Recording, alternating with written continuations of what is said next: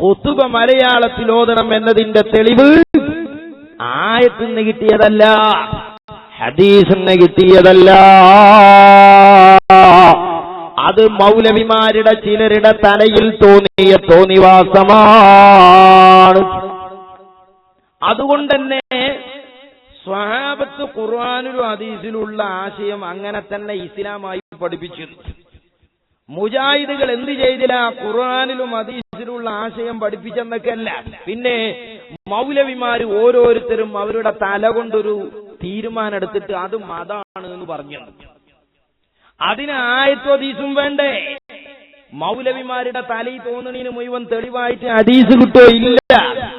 അപ്പൊ പഴയ കാലത്ത് മുജാഹിദ് പ്രസ്ഥാനം ഉണ്ടാക്കിയ പഴയകാല മൗലവിമാർ അള്ളാന്റെ ഹബീബിന്റെ ഹദീസ് പരിശോധിച്ചപ്പോ ചില ഹദീസ് സ്വീകരിച്ചു, ചില ഹദീസ് തള്ളിക്കളഞ്ഞു. ചില ഹദീസ് കണ്ടപ്പോ തള്ളിക്കളയാനും കഴിയണില്ല, സ്വീകരിക്കാനും കഴിയണില്ല. ഏതുപോലെ? ബാപ്പന്റെ ഔറത്ത് കണ്ട മകന്റെ മാതിരി. ഹോട്ടലിൽ ഇങ്ങനെ ഇരിക്കുന്ന ബാപ്പ ഉടുമുണ്ടൊക്കെ മേലക്ക് കുത്തിയിട്ട് കാല് കയറ്റിട്ട് ഇങ്ങനെ ഇരിക്കാം, ഔറത്ത് കാണുന്നുണ്ട് മകൻ. മകപ്പ എന്താ ചെയ്യാ? ബാപ്പാനോട് എങ്ങനെയപ്പോ ഇത് പോയി പറയാ? മോശല്ലേ? ബാപ്പാനോട് പറഞ്ഞിട്ടില്ലെങ്കിൽ മകൻ കണ്ട മാതിരി ഇനി ആയിക്കൂടെ വരുന്ന നാട്ടുകാർ മുഴുവൻ ബാപ്പാന്റെ കാണൂലേ? എന്താ ചെയ്യാന്നുള്ളൊരു ബുദ്ധിമുട്ട്. ഇതുപോലെ ചില ഹദീസ് കണ്ടപ്പോ ഒഴിവാക്കാനും കഴിയണില്ല, സ്വീകരിക്കാനും കഴിയണില്ല. എന്തേ? സ്വീകരിക്കാൻ പറ്റാത്തത് മൗലവിമാരുടെ തലക്കത് ഒക്കണില്ല. തള്ളിക്കളയാൻ കഴിയാത്തതോ മൗലവിമാര് ബഹുമാനിക്കണ ഇമാമിങ്ങളാണ് ഇത് റിപ്പോർട്ട് ചെയ്തത്. അപ്പൊ ലൈഫാന്ന് പറഞ്ഞ് തള്ളാനും കഴിയണില്ല. അപ്പം മുജാഹിദീങ്ങൾ സ്വീകരിച്ച സമീപനം മൗലവിമാരുടെ തല കൊണ്ടെടുത്ത തീരുമാനം അണികൾക്ക് പറഞ്ഞു കൊടുക്കുകയും ഹദീസുകൾ അണികളിൽ നിന്നും മറച്ചു വെക്കുകയും ചെയ്തു എന്നാണ് മൗലവി പറഞ്ഞിരുന്നത്.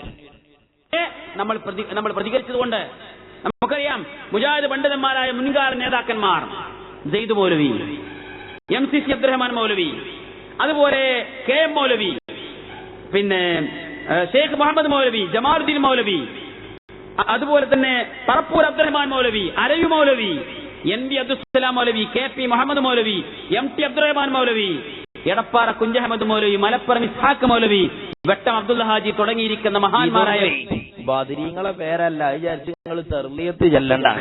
ഇതൊക്കെ മുസ്ലിം സമുദായത്തിലേക്ക് ഈ ഫസാദ് കൊണ്ടുവന്ന കുറെ മൗലവിമാരാണ്. പള്ളി ദർസുന്ന ഉസ്താദന്മാരെ കുരുത്തക്കേട് വാങ്ങി പണ്ട് കാലത്ത് ചാടിപ്പോയ ടീം പണ്ഡിതന്മാർ. ആ പണ്ഡിതന്മാർ ഹദീസുകളെ സ്വീകരിക്കുന്നതിൽ ചില മാനദണ്ഡങ്ങൾ സ്വീകരിച്ചിട്ടുണ്ട്. ചില ഹദീസുകളെ അവർ 100% സ്വീകരിച്ചു, ചില ഹദീസുകളെ 100% തള്ളിക്കളഞ്ഞു. ചില ഹദീസുകൾ കണ്ടപ്പോൾ തള്ളിക്കളയാൻ മനസ്സനുവദിക്കുന്നില്ല. എന്താ കാരണം? അത് റിപ്പോർട്ട് ചെയ്തിരിക്കുന്ന ആ റിപ്പോർട്ടർമാരോടുള്ള ബഹുമാനം കൊണ്ട്. അതെ, വഹാബിയാള് ഒരുവിധ ആൾക്കാരെയൊന്നും ബഹുമാനിക്കൂല. വഹാബിയാള് ബഹുമാനിക്കണമെങ്കിൽ കണ്ണൊട്ടന് പോലും തപ്പ്യാ കിട്ടണ കോലത്തിൽ ബഹുമാനം ഇങ്ങനെ മൊയച്ചു നിന്നാലേ വഹാബിയാളെ ബഹുമാനിക്കാൻ കിട്ടുള്ളൂ. അപ്പൊ അത്രക്ക് കാര്യപ്പെട്ട ആദരണീയരായ ഇമാമുമാരാണ് ഈ ഹദീസ് റിപ്പോർട്ട് ചെയ്തത്. എന്താണ് മുസ്ലിങ്ങളെ റിപ്പോർട്ട് ചെയ്യുക എന്ന് പറഞ്ഞാൽ, ആ ഹദീസ് ഇമാമുമാര് സമുദായത്തെ പഠിപ്പിച്ചു. ആ ഹദീസ് പഠിപ്പിക്കാൻ ഇമാമുമാര് ഗ്രന്ഥമെഴുതി. ആ ഹദീസ് പഠിപ്പിക്കാൻ സമുദായത്തിന്റെ മുമ്പിൽ അവർ പ്രബോധന പ്രവർത്തനം നിർവഹിച്ചു. കാരണം എന്താണ്? ആ ഇമാമുമാര് മനസ്സിലാക്കിയ തൗഹീദിന് ഈ ഹദീസ് എതിരല്ല. ആ ഇമാമുമാര് മനസ്സിലാക്കിയ ഖുർആനിനും ഈ ഹദീസ് എതിരല്ല. എന്നാൽ മുജാഹിദുകൾ കൂടി ബഹുമാനിക്കുന്ന ബഹുമാന്യരായ ഇമാമുമാര് ഉമ്മത്തിന് പഠിപ്പിച്ചു കൊടുത്ത ഹദീസ് മൗലവിമാരെ കൈ കിട്ടിയ. എന്നാൽ അതിലുള്ള വിഷയങ്ങളോ നമ്മുടെ വിശ്വാസങ്ങളെ തകർക്കുന്ന ആരായി നമ്മള് മുജാഹിദുകൾക്ക് കൂടി ബഹുമാനമുള്ള ഇമാമിയങ്ങളാണോ? അവരുടെ വിശ്വാസത്തിന് ഈ ഹദീസ് എതിരാണോ? അവർ മനസ്സിലാക്കിയ ഖുർആനിന് ഈ ഹദീസ് എതിരാണോ? അല്ല. പിന്നെ ആരായി നമ്മള്? ഈ ഉണക്ക മൗലവിമാര്. ഈ മൗലവിമാരുടെ യുക്തിവാദത്തിന് ആ ഹദീസ് എതിരാണ്. അന്ധവിശ്വാസങ്ങളിലേക്കും അനാചാരങ്ങളിലേക്കും നയിക്കുന്നവയാണ്. അതുകൊണ്ട് തന്നെ അങ്ങനെയുള്ള ചില ഹദീസുകളെ അവർ മാറ്റിവെച്ചു. തവഖുഫ് ചെയ്യുക എന്നതിന് പറയാം. പേരതിനെന്തു പറഞ്ഞാലും തോന്നിയാസെന്നാണ് അതിന് മലയാളത്തിൽ പറയാം. ഇമാമിങ്ങൾ ഉമ്മത്തിനെ പഠിപ്പിച്ച ഹദീസ് മൗലവിമാര് അണികളെ പഠിപ്പിച്ചില്ല. കാരണം മൗലവിമാരുടെ മതം യുക്തിവാദമാണ്, ബുദ്ധിക്കൊക്കാത്തത് സ്വീകരിക്കാൻ കഴിയില്ല. അങ്ങനെ നോക്ക് നിങ്ങൾ, മൗലവിമാര് ഒരു കാലത്ത് പ്രസംഗിച്ചത് ഭൗതികമായ വിഷയത്തിൽ ബുദ്ധി പരിഗണിക്കുന്നത് പോലെ മതപരമായ വിഷയത്തിൽ ബുദ്ധി നോക്കാത്തത് മുസ്ലിം സമുദായത്തിന്റെ പതനമാണെന്നാണ്, അത് മുസ്ലിം സമുദായത്തിന്റെ നാശമാണെന്നാണ്. ഇന്ന് ഭൗതികമായ ഏത് കാര്യങ്ങളും കൈകാര്യം ചെയ്യുമ്പോൾ ബുദ്ധിയും ചിന്തയും ഒക്കെ ഉപയോഗിച്ച് അളന്ന് തൂക്കി തികച്ചും യുക്തിസഹമാണെന്ന് ബോധ്യപ്പെട്ടാൽ മാത്രമേ ചെയ്യുള്ളൂ. പക്ഷെ മതത്തിന്റെ കാര്യം വരുമ്പോൾ ബുദ്ധിയും ചിന്തയൊക്കെ ഒരു ഭാഗത്ത് മാറ്റി വെച്ചിട്ട് കണ്ടതും കേട്ടതും ഒക്കെ വിശ്വസിക്കുകയും അനുഷ്ഠിക്കുകയും ചെയ്യുന്ന ഒരു പതനമാണ് ഇന്ന് മുസ്ലിം സമുദായത്തിൽ കാണുന്നത്. സഹോദരന്മാരെ, നമ്മൾ വിശ്വസിച്ചത് എന്താണ്? കണ്ടതും കേട്ടതുമാണോ? ആരെയാ നമ്മൾ കണ്ടത്? സ്വഹാബത്തിനെയാണ്. ആരെയാ നമ്മൾ കേട്ടത്? സ്വഹാബത്തിനെയാണ്. ആമിനു കമാ ആമനന്നാസ്, ആ സ്വഹാബത്തിനെ കണ്ടും കേട്ടും ജീവിക്കുന്നവനാണ് മുഅ്മിനീങ്ങളോ. ആ സ്വഹാബത്തിനെ പിന്തുടരണമെന്ന് പറഞ്ഞാൽ അവർ ബുദ്ധിയില്ലാത്തവരാണോ? മലയാളികളോട് അറബിയിൽ ഖുതുബയോദിയ സ്വഹാബത്ത് ബുദ്ധിയില്ലാത്തവരാണെന്ന് പറയുന്നവരാ വഹാബികൾ. അത് ഈ കപട വിശ്വാസത്തിന്റെ ലക്ഷണങ്ങളാണ്. ഇവിടെ വഹാബി പ്രസ്ഥാനം 70 കൊല്ലം ബുദ്ധി കൊണ്ട് മതം നോക്കി. അന്ന് മുജാഹിദ് ഒറ്റക്കെട്ടാണ്. ഇപ്പൊ മുജാഹിദിൽ എങ്ങനെയാ തല്ല് തുടങ്ങിയത് അറിയുങ്ങൾക്ക്? മുജാഹിദുകളുടെ കൂട്ടത്തിൽപ്പെട്ട കുറച്ച് മൗലവിമാര് ചില സംവാദത്തിനും വാദപ്രതിവാദത്തിനും ഖണ്ഡനത്തിനൊക്കെ വന്നപ്പോ അവർ പഠിച്ചു, ബുദ്ധി കൊണ്ട് ഇസ്ലാം നടക്കൂല. അങ്ങനെ നേരത്തെ ബുദ്ധി നോക്കണമെന്ന് പറഞ്ഞ അതേ മൗലവി എന്നപ്പോ പറയാ ബുദ്ധി നോക്കിയിട്ട് ഇസ്ലാം നടക്കൂല. മനുഷ്യബുദ്ധിയുടെ പരിമിതി ഖുർആനും ഹദീസും നമുക്ക് മനസ്സിലാക്കി തന്നിട്ടുണ്ട്. നമ്മുടെ പഞ്ചേന്ദ്രിയങ്ങൾക്ക് പരിമിതിയുള്ളതുപോലെ നമ്മുടെ ബുദ്ധിക്കും പരിമിതിയുണ്ട്. ഒരു കാര്യം നന്മയാണോ തിന്മയാണോ എന്ന് തീരുമാനിക്കാൻ മനുഷ്യബുദ്ധിക്ക് അല്ലാഹു വിട്ടു തന്നിട്ടില്ല. ഒരു കാര്യം നന്മയാണെന്നോ തിന്മയാണെന്നോ തീരുമാനിക്കാൻ മനുഷ്യബുദ്ധിക്ക് പ്രാപ്തിയില്ല. സുഹൃത്തുക്കളെ, ഒരാൾ ബുദ്ധിക്കനുസരിച്ച് നോക്കുകയാണെങ്കിൽ പരിശുദ്ധ ഖുർആനിൽ പോലും ബുദ്ധിക്കെതിരായി എന്തെന്ന് പറയാൻ കാരണമാവില്ലേ? ഒരുപാട് മുഴുവത്തുകൾ അത് ബുദ്ധി കൊണ്ട് സ്ഥാപിക്കാൻ കഴിയുമോ? നമുക്ക് വേണ്ട ഈമാൻ കാര്യങ്ങൾ നിങ്ങൾ എടുത്ത് നോക്കി, അതൊക്കെ പരീക്ഷണശാലി തെളിയിച്ചാലേ ഞാൻ വിശ്വസിക്കുന്നു പറഞ്ഞാൽ അതന്നല്ല യുക്തിവാദം എന്ന് പറയുന്നത്. അതിന്റെ വേറൊരു പേരാണ് വഹാബിസം. യുക്തിവാദം എന്നും അതിന് പേരുണ്ട്, വഹാബിസം എന്നും പേരുണ്ട്. ഇനി അയാൾ പറയുന്നത് എന്താറിയോ? ബുദ്ധി കൊണ്ട് മതം നോക്കിയാല് ഹജ്ജിന് പോണ ആൾക്ക് ജിദ്ദീന്ന് അപ്പുറത്തേക്ക് ഹജ്ജ് ചെയ്യാൻ പോകാൻ കഴിയൂല. എന്റെ കാരണോ? ആജറ ബീവി അലൈഹിസ്സലാം അന്ന് വെള്ളം കിട്ടാത്തതിന് ഓടിയതാ സഫാ മർവന്റെ അടിയിൽ കൂടെ. ഇന്ന് ലക്ഷക്കണക്കിന് ഉറുപ്പ്യ ചെലവാക്കി ആജരാക്ക ഓടണായിക്കൂടെ. എന്തിന്? വള്ളം പൈപ്പിൽ കുനുകുനേന സംസം വെള്ളം എവിടേക്ക് തിരിഞ്ഞാലും അവിടെ വള്ളം. പിന്നെ എന്തിനാ അവിടെ മണ്ടിട്? എന്തിനാ ഓടുന്നത്? ബുദ്ധി കൊണ്ട് നോക്കിയാൽ കിട്ടൂല. ഇവിടുന്ന് കാസർഗോഡ് മാലിക് ദീനാറിൽ പോയിട്ട് ദ്വാരക്കാൻ അള്ളഹാനോട് ദ്വാരക്കാൻ പഠിച്ചിട്ടാ മുജാഹിദ് ഹറമിൽ പോയത്. അവിടെ നോക്കുമ്പോ വത്തഖദൂ മിൻ മഖാമി ഇബ്രാഹിമ മുസല്ല, ഇബ്രാഹിം മഖാമിന്റെ മുമ്പ് ചെന്നിട്ട് ദ്വാരക്കല് മാത്രല്ല സുജൂദ ചെയ്യണം. വഹാബിക്ക് ഓക്കാനം വരാൻ പിന്നെ വേറെ എവിടെയെങ്കിലും പോണോ? അപ്പോ മൗലവി പറയാണ് ഹജ്ജ് ചെയ്യാൻ ബുദ്ധിയായിട്ട് പോയാ ജിദ്ദന്റെ അപ്പുറത്തേക്ക് ബസ് കിട്ടൂല. ഒന്നും നമ്മുടെ ബുദ്ധിക്കനുസരിച്ചല്ല. അപ്പൊ അവിടെ ബുദ്ധിക്കൊരു സ്ഥാനമില്ല. ഹജ്ജിന് പോകണം, ബുദ്ധി ജിദ്ദയിൽ വെച്ച് കൊണ്ടിരും. അതേ സഹോദരന്മാരെ, മൗലവി പറഞ്ഞത് ശ്രദ്ധിച്ചില്ലേ? ബുദ്ധി കൊണ്ട് മതം നോക്കുകയാണെങ്കിൽ ഈമാൻ കാര്യം നിഷേധിക്കേണ്ടി വരും. അതുകൊണ്ടാണ് മൗലവിമാര് 70 കൊല്ലം ഈമാൻ കാര്യം നിഷേധിച്ചുകൊണ്ടാ ജീവിച്ചത് എന്നത് മറക്കണ്ട. ഈമാൻ കാര്യത്തിൽ 6ാമത്തെ കാര്യം എന്താണ്? വൽ ഖദരി ഖൈരിഹി വശർരിഹി മിനല്ലാഹ്. ഖൈറും ശർറുമായ മുഴുവൻ കാര്യങ്ങളും അല്ലാഹുവിൽ നിന്നാണ് സംഭവിക്കുന്നത് എന്നത് ഈമാൻ കാര്യത്തിൽ 6ാമത്തെ കാര്യമല്ലേ? ഈമാൻ കാര്യത്തിൽ 6ാമത്തെ കാര്യമാണ്. ഖൈർ തരുന്നതും അല്ലാഹയാണ്, ശർറ് തരുന്നതും അല്ലാഹയാണ്. പക്ഷേ അല്ലാഹുവിൽ നിന്ന് കിട്ടുന്ന ഖൈറിനും കാരണങ്ങളുണ്ട്, അല്ലാഹുവിൽ നിന്ന് കിട്ടുന്ന ശർറിനും കാരണങ്ങളുണ്ട്. അള്ളാഹുവിൽ നിന്ന് കിട്ടുന്ന ഖൈറിന്റെ കാരണമാണ്. നമുക്കറിയുന്ന കാരണമുണ്ട്, അറിയാത്ത കാരണം. മരുന്ന് കുടിച്ചാൽ രോഗം മാറുക എന്നുള്ളത് അള്ളാഹുവിൽ നിന്ന് ഖൈർ കിട്ടുന്ന ഞമ്മക്കൊക്കെ അറിയണ കാരണമാണ്. സംസം വെള്ളം കുടിച്ചാൽ അള്ളാഹുവിന്റെ ഹബീബിന്റെ തിരുശേഷിപ്പ് ബർക്കത്തിന് വേണ്ടി ഉപയോഗിച്ച് രോഗം മാറിയാൽ നമുക്കറിയാത്ത രൂപത്തിൽ അള്ളാഹു തആല തരുന്ന ഖൈറാണ്. രണ്ടും അള്ളാഹ് തരുന്നു. മുജാഹിദ് എന്തു പറഞ്ഞു? ബർക്കത്ത് ബുദ്ധി കൊണ്ട് കിട്ടണില്ല, അതുകൊണ്ട് ബർക്കത്ത് കൊണ്ട് രോഗം മാറുമെന്ന് വിശ്വസിച്ചാൽ ശിർക്ക് വരും. മരുന്ന് കുടിച്ചിട്ട് രോഗം മാറുമെന്ന് വിശ്വസിച്ചാൽ തൗഹീദാണ്. എന്നതുപോലെ തന്നെ സഹോദരന്മാരെ, കണ്ണേറ് സിഹിർ തട്ടിയാൽ രോഗം മാറുമെന്ന്, സിഹിർ തട്ടിയാൽ രോഗമുണ്ടാകുമെന്നത് നമുക്ക് അറിയാത്ത രൂപത്തിൽ ശിർക്ക് വരുന്ന കാരണമാണ്. കത്തിയെടുത്തുകൊണ്ട് കൈക്ക് വെട്ടിയാൽ മുറിവ് പറ്റുമെന്നത് അറിയാവുന്ന കാരണമാണ്. അറിയുന്ന കാരണവും അറിയാത്ത കാരണവും അല്ലാഹുവിൽ നിന്ന് തന്നെയാണ്. പക്ഷേ സിഹിർ എന്ന് പറഞ്ഞാൽ ശൈത്താനിലൂടെ ഉണ്ടാകുന്ന വിഷമാണ്. അതെങ്ങനെയെന്ന് വഹാബിന്റെ ബുദ്ധിക്ക് കിട്ടിയില്ല. അപ്പൊ വഹാബി 70 കൊല്ലം പറഞ്ഞു സിഹിർ പറ്റൂല, ബുദ്ധി കൊണ്ട് മതം നോക്കിയതാ.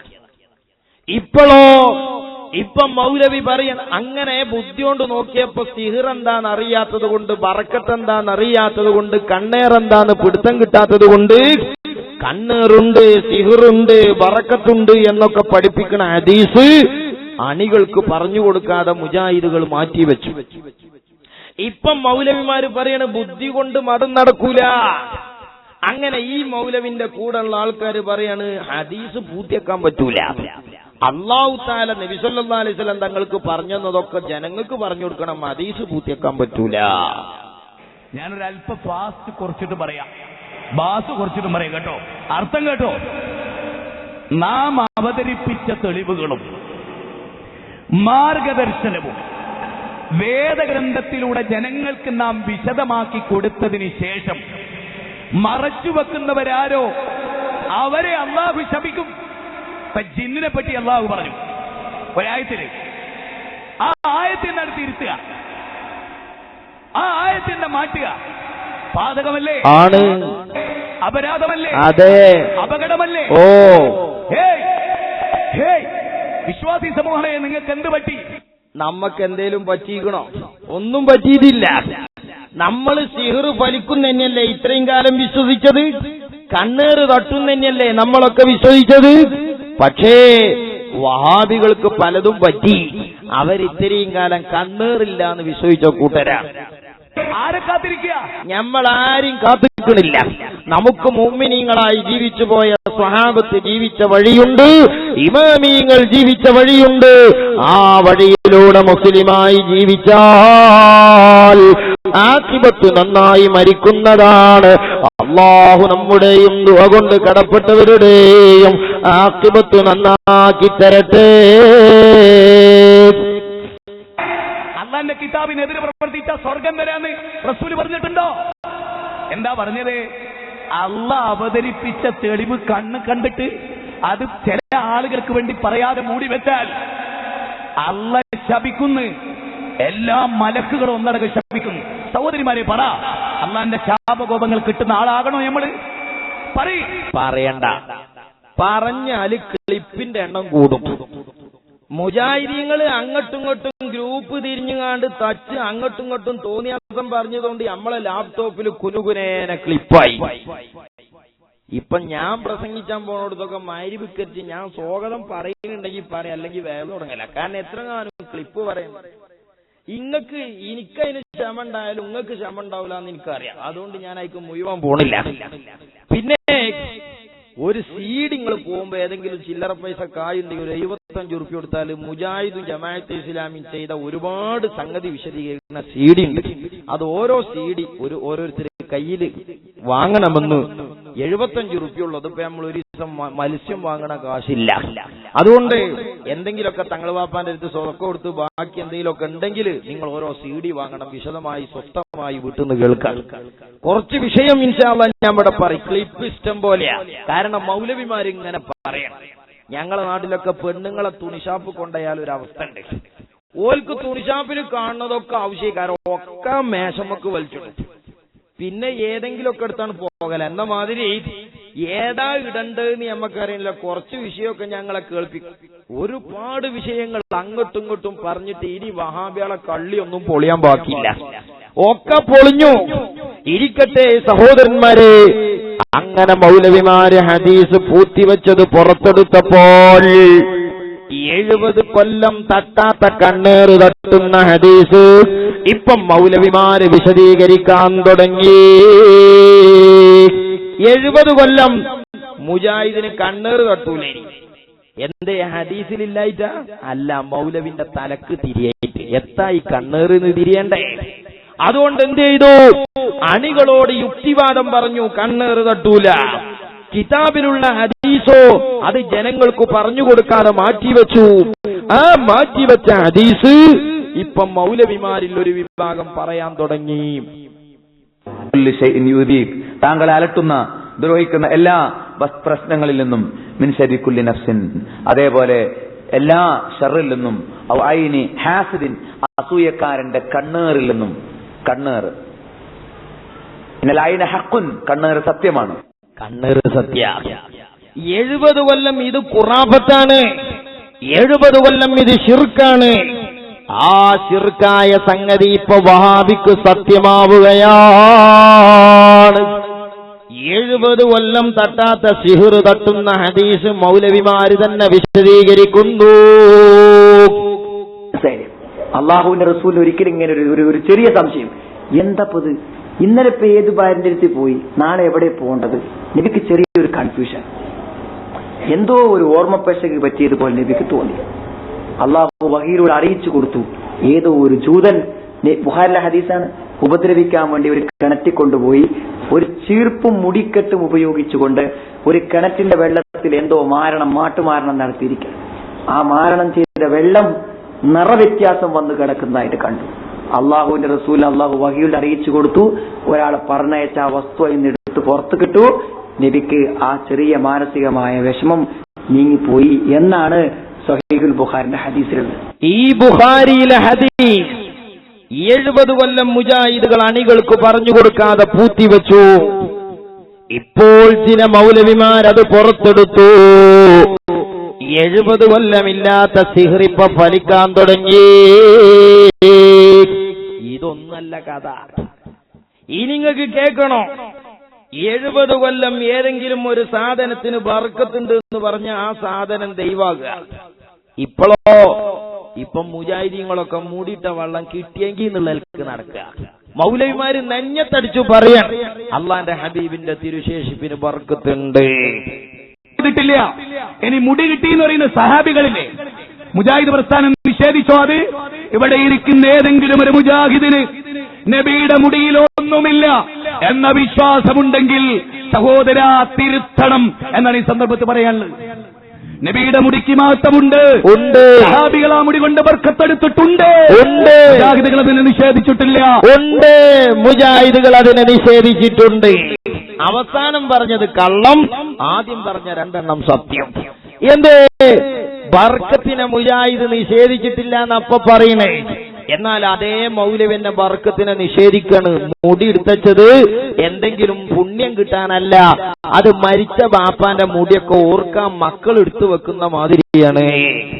കൃത്യമായി പറയുന്നു, റസൂലുള്ളാഹി സ്വല്ലല്ലാഹു അലൈഹി വസല്ലമയുടെ മുടി സഹാബത്ത് സൂക്ഷിച്ച ഘട്ടങ്ങൾ എന്താണ് എന്ന് കൃത്യമായി പഠിക്കേണ്ടതുണ്ട്. ഇപ്പൊ റസൂലുള്ളാഹിന്റെ മുടി ഏതുപോലെ നമുക്ക് വളരെ പ്രിയപ്പെട്ട നമ്മുടെ ബാപ്പ മരിക്കുമ്പോ ബാപ്പ സ്ഥിരമായിട്ട് ഉപയോഗിച്ച പേന ബാപ്പയുടെ ഓർമ്മക്കായി എടുത്തു വെക്കും. സ്നേഹമുള്ള മക്കള് അല്ലേ, നിങ്ങളൊന്ന് ആലോചിച്ച് നോക്കൂ. ബാപ്പട്ട ജുബ്ബ, ഇനി ബാപ്പാന്റെ വല്ല മുടി എവിടെയും കൊഞ്ഞിടും. അതെന്തിനാ ആരാധിക്കാനാ? അതിന് പുണ്യം ഉണ്ടെന്ന് വിചാരിക്കാനാ? അല്ലെങ്കിൽ അതിന് പുണ്യം ഉണ്ടെന്ന് വിചാരിക്കാനാ? അല്ലെങ്കിൽ അതിൽ നിന്ന് എന്തെങ്കിലും കിട്ടുമെന്ന് വിചാരിക്കാനാ? അല്ല, സ്നേഹമുള്ളവരൊക്കെ ചെയ്യണ സ്നേഹമുള്ളവരൊക്കെ ചെയ്യണ പണിയാണ്. ബാപ്പ മരിച്ചാൽ ഓർമ്മക്ക് വേണ്ടി എന്തെടുത്തേക്കും? മുടി. നമ്മൾ എല്ലാ മൗലവിമാരോടും ചോദിച്ചു, വല്ലിപ്പാന്റെ മുടി പെരയിലെ പെട്ടിയിലുണ്ടോ പാത്തിച്ചിക്കണേ? ഒറ്റ മുജാഹിദ് മുടി പാത്തിച്ചിട്ടില്ല. അന്നത്തെ ഹദീസ് സുന്നി ഉലമാക്കൾ ഉമ്മത്തിനെ പഠിപ്പിച്ചപ്പോൾ ആ ഹദീസ് ന്യായീകരിച്ചതാ മൗലവിമാർ. ഇപ്പൊ പൂത്തിച്ച ഹദീസ് പുറത്തെടുത്തപ്പോ ബർക്കത്തിന്റെ ഊക്ക് നെഞ്ഞത്തടിച്ചുങ്ങോ ഇങ്ങനെ കാണങ്ങൾക്ക്. അങ്ങനെ മുജാഹിദിൽ ഒരു വിഭാഗം പൂത്തിച്ച ഹദീസ് പുറത്തെടുത്തു. അപ്പം മറ്റേ മുജാഹിദ് പറഞ്ഞു പുറത്തെടുക്കണ്ട. അങ്ങനെ പുറത്തെടുക്കണ്ട എന്ന് പറഞ്ഞ മുജാഹിദിന്റെ പേരാണ് മടവൂരിസം. പുറത്തെടുത്ത മുജാഹിദിന്റെ പേരാണ് ചങ്ങരംകുളം. പിന്നെ അത് എല്ലാ ഗ്രൂപ്പും 10-40 അയക്കണം. അത് മുഴുവൻ വിശദീകരിക്കണമെങ്കിൽ ഒരു മാസം വേണം. പക്ഷേ മടവൂര് മുജാഹിദും ചങ്ങരംകുളം മുജാഹിദും ഇതിന്റെ പേരിൽ ഇപ്പൊ തമ്മിലടിക്കണം. അള്ളാന്റെ ഹബീബിന്റെ തിരുശേഷിപ്പിന് ബർക്കത്തുണ്ടോ ഇല്ലേ? അങ്ങനെ ചങ്ങരംകുളം മുജാഹിദ് പറഞ്ഞു ഉണ്ട്. അതുപോലെ സിഹിർ ഫലിക്കോ ഫലിക്കൂലേ എന്ന വിഷയത്തിൽ ചങ്ങരംകുളം മുജാഹിദ് പറയുന്നു സിഹിർ ഫലിക്കും. അതിന് ചങ്ങരംകുളം മുജാഹിദിലുണ്ടായിരുന്ന സക്കരിയ മൗലവി ഒരു ഹദീസ് ഓതി. എന്ത്? അജ്വാക്കാരൊക്കെ തിന്നാല് സിഹിർ ഏൽക്കൂല എന്ന് പറയുന്ന ഒരു ഹദീസ് ഉണ്ട്. ഇത് പറഞ്ഞുകാണ്ട് മൗലവി പറഞ്ഞു അപ്പൊ അതിന്റെ അർത്ഥം സിഹിർ എന്ന് പറഞ്ഞൊരു സാധനം ഉണ്ട്, അതുകൊണ്ടല്ലേ അജ്വാക്കാരൊക്കെ തിന്നാല് സിഹിർ തട്ടൂല എന്ന് പറഞ്ഞത്.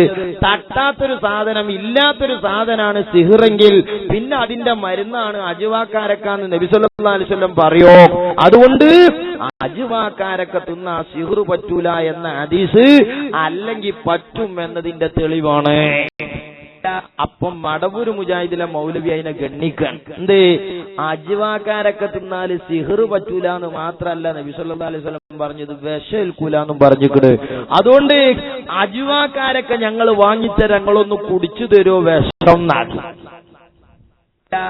ഒരാൾ അയാളോട് ചോദിച്ചു, അല്ല 7 അജ്വാക്കാരക്ക രാവിലെ വെറു വയറ്റിൽ തിന്നാൽ ആ വൈകുന്നേരം വരെ അയാൾക്ക് വിഷമോ സിഹിറോ ബാധിക്കോ ഇല്ലാന്ന് ബുഖാരിന്റെ ഒരു ഹദീസ് ഉണ്ടല്ലോ, അതിനെപ്പറ്റി എന്താ അഭിപ്രായം? നല്ല ഒറ്റ ശരിയാ. എന്നാ പിന്നെ ആ കാരക്ക നബിക്കടെ തിന്നാ പോരായിരുന്നില്ലേ? എന്നാ പിന്നെ നബിക്ക് സിഹിർ പറ്റോ? ഇത് നമ്മൾ അങ്ങോട്ട് ചോദിക്കേണ്ട ചോദ്യല്ലേ? ഇങ്ങനെയുണ്ട്. അനുയായികളും കുറുകി ചിരിച്ചു. ബുഖാരിയും മുസ്ലിം സംയുക്തമായി റിപ്പോർട്ട് ചെയ്തത് 2 ഹദീസ് ഒപ്പാ തട്ടിയത്. സിഹിറിന്റെ ഹദീസും തട്ടി, അജ്വന്റെ ഹദീസും തട്ടി. അജ്വക്കാരുടെ അർത്ഥം പറഞ്ഞ എന്തായാലും നിറച്ച കാരക്കാണ്. അങ്ങനെ അർത്ഥം മദീനത്തിന് പ്രത്യേക കാരക്കത്. അജ്വാക്കാരക്കൊക്കെ മൻഹൽ എന്ന് പറഞ്ഞ മലയാള ഡിക്ഷണറിയിൽ ഈ പറൂക്കേറിനും കൊടിയത്തൂർക്കാരനും എഴുതിയ ഡിക്ഷണറിയിൽ നിറച്ച കാരക്കാന്ന് എഴുതിയതാ വലിയ തെളിവ്. അജ്വ എന്ന് പറഞ്ഞാൽ മദീനയിൽ പ്രത്യേക കാരക്ക, വലിയ വിലപിടിപ്പുള്ള കാരക്കയാണ്. അത് വെറു വയറ്റിൽ 7 എണ്ണം തിന്നാൽ അന്ന് വൈകുന്നേരം വരെ വിഷമോ സിഹിറോ ബാധിക്കില്ല. അത്ര പ്രതിരോധ ശക്തിയാണ് അതിന്. വൈകുന്നേരത്ത് പിന്നെയും തിന്നാൽ നേരം വെളുക്കോളം. എന്നാ നബിക്ക് അതൊന്നും തിന്നൂടായിരുന്നോ? നബി ഇവയാളെ പോലെ പണക്കാരനാണോ? 7 ഈ അജ്വാക്കാരക്ക തിബുൻ നബവിയുമായിട്ട് ബന്ധപ്പെട്ട് അത് പറഞ്ഞിട്ടുള്ളത് പ്രവാചകന്റെ ചികിത്സ ഒരു സുന്നത്ത് എന്നുള്ള രീതിയിൽ പിൻപറ്റേണ്ടതാണോ? 101ാമത്തെ ചോദ്യമാണ്.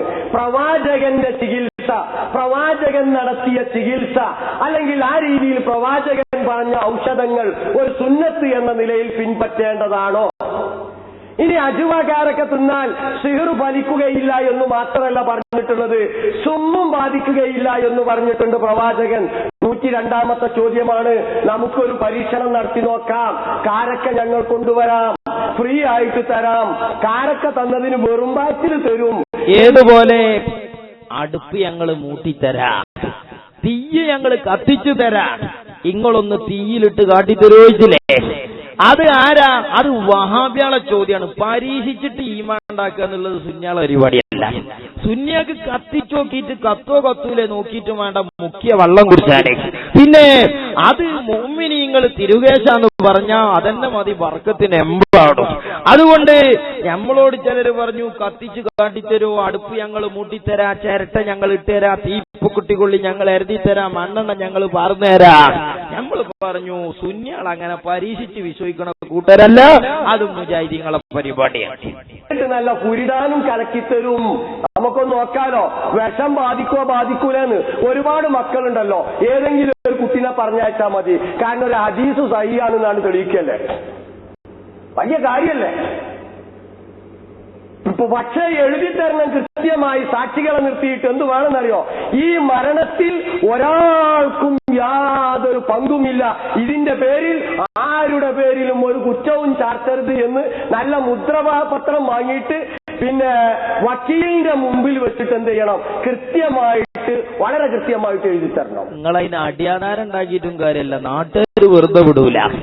ആ സാധുവിനെ മൂച്ചിമ്മക്കാറ്റി വിഷം കുടിപ്പിച്ചങ്ങാണ്ട് കൊന്നിട്ട് പോലീസ് പിടിച്ചെടുത്ത് നിങ്ങൾ ഒപ്പിടിച്ചിട്ട് കാര്യമുണ്ടോ? പോയത്തക്കാരൻ മൗലവി ഒപ്പിട്ട് തന്നാ തന്നെ നാട്ടുകാർ ഈ മൗലവിമാരെ വെറുതെ വിടോ?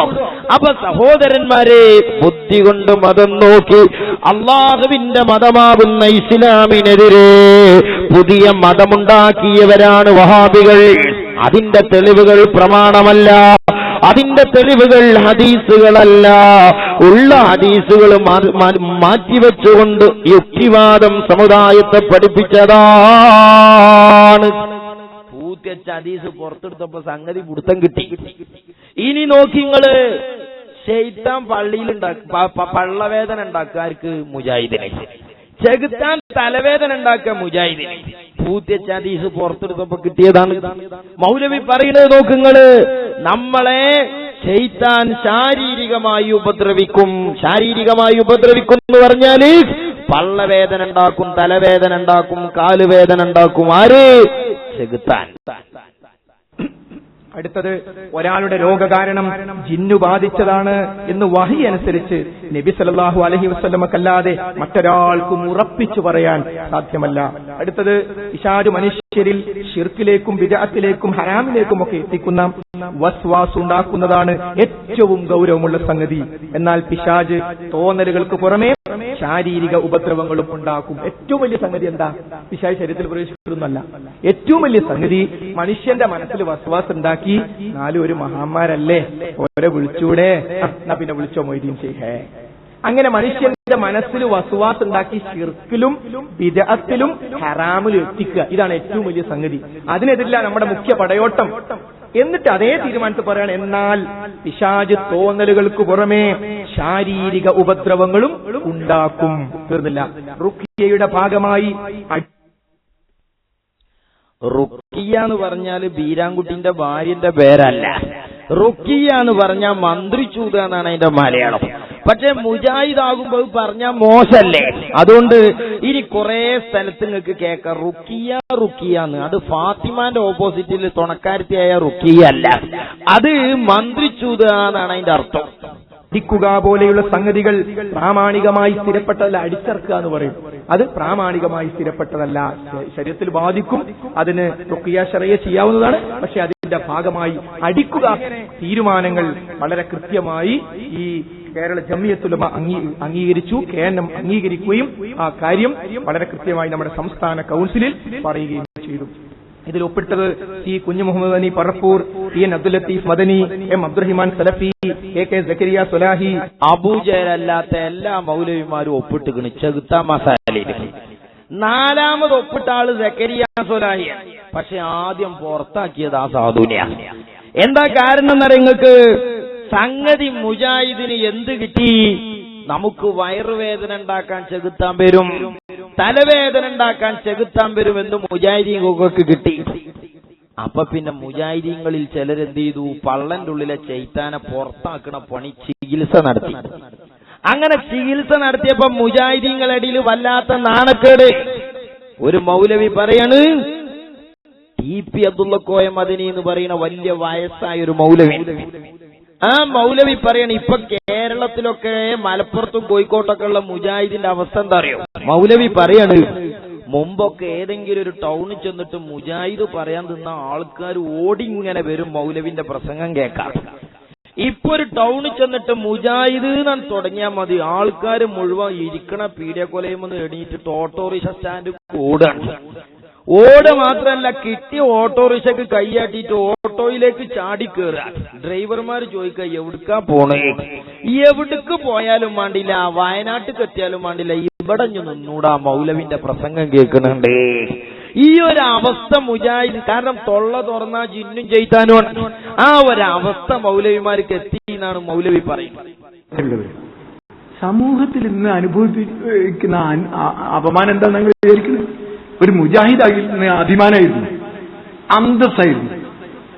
ഇന്ന് ജിന്ന് നമ്മളിങ്ങനെ ചൂണ്ടിക്കാണിച്ചിട്ട് ഇന്ന് രാവിലെ ഒരുത്തനെ ഓണാഘോഷവുമായി ബന്ധപ്പെട്ടിട്ടുള്ള എങ്ങനെ നബിദിനാഘോഷത്തിന് വരാത്ത മൗലവി എങ്ങനെയാ ഓണാഘോഷത്തിന് എത്തിയത് എന്ന് നമ്മക്കറിയില്ലട്ടോ. ഒരു വലിയ ഒരു നേതാവുമായിട്ട് സംസാരിച്ചപ്പോൾ അയാൾ പറഞ്ഞു നിങ്ങളെ കൂട്ടത്തിൽ ജിന്നില്ലേ, എന്നിട്ട് നിങ്ങളെന്താ അതൊക്കെ ജിന്ന് നിങ്ങളെ അഭിപ്രായമാണോ? ടീവിന്റെ അല്ലാന്ന് എനിക്കറിയാലോ. എങ്ങനെ ഈ മൗലവി ഓണാഘോഷത്തിന് ചെന്നു? അപ്പൊ മുജാഹിദീങ്ങൾ ഇങ്ങനെ ചെകുത്താൻ ചികിത്സയൊക്കെ നടത്തുന്ന ജിന്ന് മസാലയൊക്കെ പറയുന്ന കഥ നാരായണൻ സാറ് കേട്ടുക്കണം. നാരായണൻ സാറ് ടീപ്പിന്റെ പഴയ സുഹൃത്താണ്.